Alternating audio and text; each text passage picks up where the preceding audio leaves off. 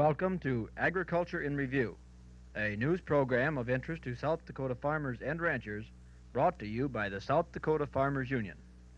This is Dick Ricci, and we're happy to have with us today Ben Radcliffe, State Farmers Union President. President Radcliffe, there has been a lot of talk by government officials in Washington lately, laying the blame for inflation on high food and farm prices. How does your organization feel about these statements? Naturally, Dick, we are greatly disturbed over these outspoken and adverse statements, and we have lodged a protest to the President, Secretary Freeman, and our congressional delegation. There can be no justification for anyone, especially in the U.S. Department of Agriculture, being elated over an expected drop in farm prices when farm parity price rates are still at 18% below parity, and when per capita farm income is $900 per year below the per capita income of non-farm citizens. But isn't it true that farm prices have been on the increase the past year? Yes, but you also must consider that the prices farmers receive are the same today as the average of the two-year period, 1947 to 1949. And while farmers are getting the same for their products now as they did then, the items they buy for their business have skyrocketed in price. For example, farm machinery compared to the 1947-49 period is up 80%. Motor vehicles have increased in price 62%, and building and fence materials are up 32%. This is most informative, but I am sure that you are also well aware that the average housewife is still highly critical of prices at the supermarket.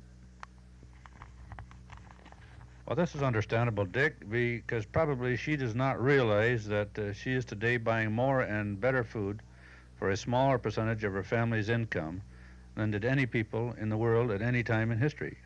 Americans today spend less than 18% of their income for food. Well, how does this compare with the cost of food in other countries? In Western Europe, for example, it takes about 30% of the family's income for food, and in the Soviet Union it requires roughly 50%. Food is probably the most treasured commodity in India, Red China, and other countries where upwards to 75% of the family's earnings go to buy grossly inadequate food and clothing.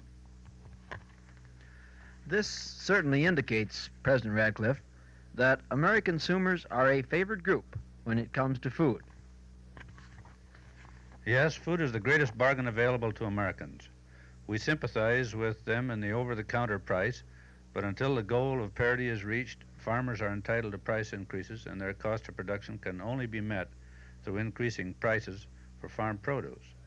Besides, consumers should be given the true story that the food price hikes were not conceived by rising farm prices. Processors and retailers often use the farm price boost as a lever to grab more of the consumer's dollar, and the blame is laid on the American farmer. If you believe it is so imperative that farm prices increase, then what do you think is the reason for actions by the administration to apparently hold the line on any farm price increases? Well, some people in the present administration are evidently determined to stop any further increase in the cost of living, even at the expense of holding farm prices well below parity. What is needed is some clear thinking on the part of administration leaders and their budget-conscious policymakers. Efforts should be renewed to help farmers reach parity, which in the long run would benefit consumers, too, because of the stable food prices and adequate supplies. Our time is about up, President Radcliffe.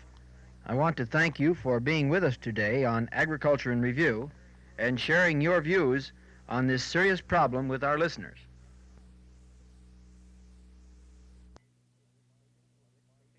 Continual dictations on farm policies from the Budget Department.